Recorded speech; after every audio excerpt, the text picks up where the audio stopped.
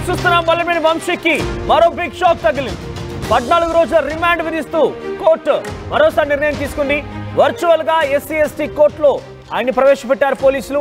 ఈ నెల 25 వరకు వంశీకి మరోసారి రిమాండ్ పొడిగించారు. భూమిని కబ్జా చేశారంటూ మరో కేసు కూడా నమోదైంది. ఇప్పటికే వల్లభనేని వంశీ మీద 3 కేసులు నమోదయ్యాయి. మల్లపల్లి పారిశ్రామిక వాడలో 128 మంది రైతులకు పరిహారం చెల్లించకుండా మోసం చేశారని కూడా కేసు నమోదైంది.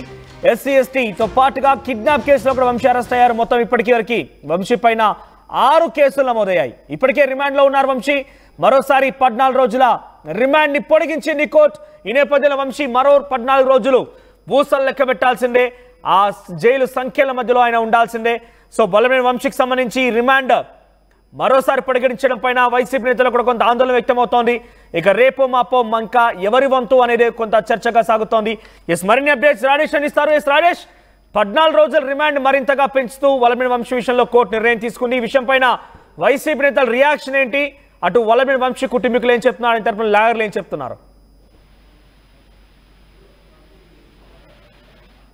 రిమాండ్ ముగిసిన నేపథ్యంలోనే వర్చువల్ గా కృష్ణా జిల్లా విజయవాడ సబ్ జైల్లో ఉన్నటువంటి వల్లభనేని వంశీని ఎస్సీ కోర్టుకు సంబంధించినటువంటి వర్చువల్ గా అటెండ్ అయిన నేపథ్యంలోనే బెయిల్ మంజూరు చేయాలని వాదన వినిపించినప్పటికీ కోర్టు మాత్రం దానికి తోసిపుచ్చి తిరిగి మరో 14 రోజులు రిమాండ్ విధిస్తూ ఆదేశాలు అయితే ఇవ్వడం జరిగింది. ఇప్పటికీ ఆయనకి హెల్త్ కండిషన్ సంబంధించిన విషయంలో కొన్ని వెసులుబాటు, మంచం బెడ్ తో పాటు కొన్ని వసతులు కల్పించారు. అయితే ఇప్పుడు పూర్తి స్థాయిలో బెయిల్ మంజూరు చేయాలని ఇప్పటికే పిటిషన్ దాఖలు చేశారు. బెయిల్ సంబంధించిన వాదనలు అయితే పూర్తి స్థాయి జరగలేదు. రేపు మరోసారి బెయిల్ మీద పూర్తి స్థాయి వాదన జరిగే అవకాశం అయితే కనబడుతుందన్నది. ఏదేమైనప్పటికీ ఇప్పటికీ 3వ ఆయనకి రిమాండ్ అయితే విధించడం జరిగింది. అటువైపున హైకోర్టులో ఆయన పిటిషన్ దాఖలు చేసిన నేపథ్యంలో ముందు కింది స్థాయిలో అంటే ఎస్సీ కోర్టులో బెయిల్ ఒకవేళ నిరాకరిస్తే కనుక తర్వాత దానికి సంబంధించిన విషయంలో హైకోర్టుని ఆశ్రయించే అవకాశం కూడా కనబడుతుంది. ఆ కుటుంబ సభ్యులంతా ఒకటే చెప్తున్నారు, ఇది అసలు నిలబడే కేసు కాదు, బెయిల్ వచ్చే కేసే, కానీ ఉద్దేశపూర్వకంగా బెయిల్ రాకుండా అడ్డుకుంటున్నారని కూడా వాళ్ళైతే ఆరోపిస్తున్నారు. ఆయన భార్య పంకశ్రీ రీత్యా వారానికి 2 రోజులు అటు వల్లభనేని వంశీని ములాఖాతులో కలుస్తున్నటువంటి పరిస్థితి. మరోవైపు వైసీపీ నేతలు పేర్నాని గాని ఇతర నేతలు కూడా ములాఖాతులు ఆయన కలుస్తున్నటువంటి పరిస్థితి అయితే ఉంది. ప్రస్తుతం ఆయన ఆరోగ్యం కూడా నిలకడగానే ఉందని వైద్యులు ధృవీకరించిన నేపథ్యంలో ప్రస్తుతానికి ఆయన బెయిల్ మంజూరు అయ్యే అవకాశం లేదు. ప్రస్తుతం సత్యవర్ధన్ సంబంధించిన కిడ్నాప్ కేసులో ఆయన అరెస్ట్ అయ్యి జైల్లో ఉన్నారు. మరోవైపు మల్లవల్లి భూముల ఇండస్ట్రీకి సంబంధించిన భూముల విషయంలో కూడా ఆయన కేసు నమోదైంది. వాటితో పాటు దాదాపు 8 కేసులు ఆయన మీద ప్రస్తుతం నమోదైన నేపథ్యంలో పీటీ వారెంట్ ఆల్రెడీ సిఐడి సంబంధించిన కేసులో పీటీ వారెంట్ ఇప్పటికే జారీ చేసిన నేపథ్యంలో ఆ కేసులో కూడా మరోసారి పీటీ వారెంట్ జారీ చేసే అవకాశం అయితే కనబడుతుంది. మరోసారి కస్టడీకి సంబంధించిన పిటిషన్ కూడా సిఐడి అధికారులు వేసే అవకాశం కూడా కనబడుతుంది. ప్రస్తుతానికి ఈ రోజు వర్చువల్ గా అటెండ్ అయిన తర్వాత 14 రోజుల పాటు రిమాండ్ విధిస్తూ కోర్టు అయితే ఆదేశాలు ఇచ్చింది. మనోజ్, రైట్ రాజేష్, అంటే ఇప్పుడు రిమాండ్ పొడిగించడం పైన వైసీపీ నేతల రియాక్షన్స్ ఏంటి?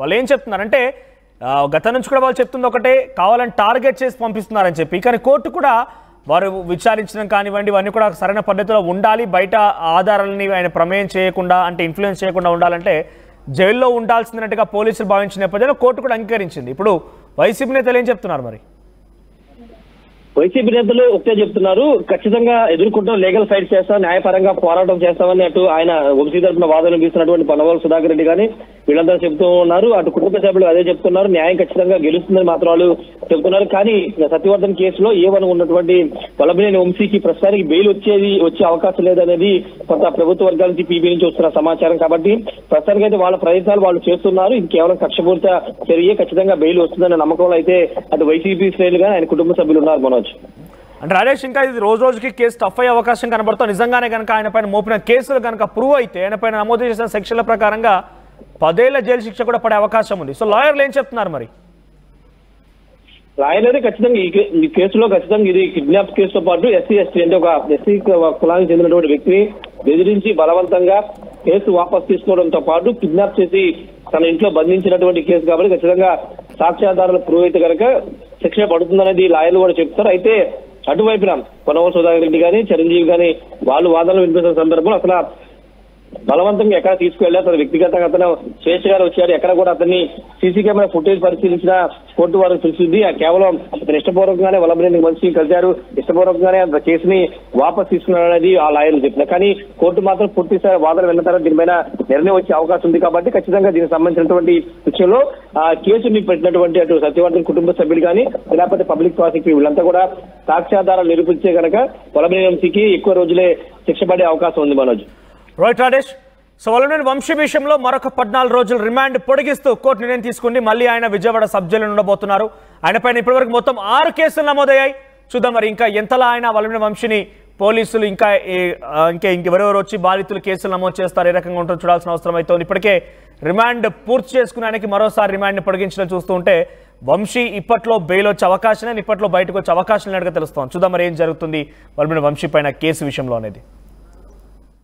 ఆర్టీవీ యాప్ వార్తల్ని క్షణాల్లో చదివే అవకాశం ఉంటుంది. ఒక న్యూస్ పేపర్, ఒక టెలివిజన్ ఛానల్ మీ చేతుల్లో ఎప్పుడూ ఉంటాయి.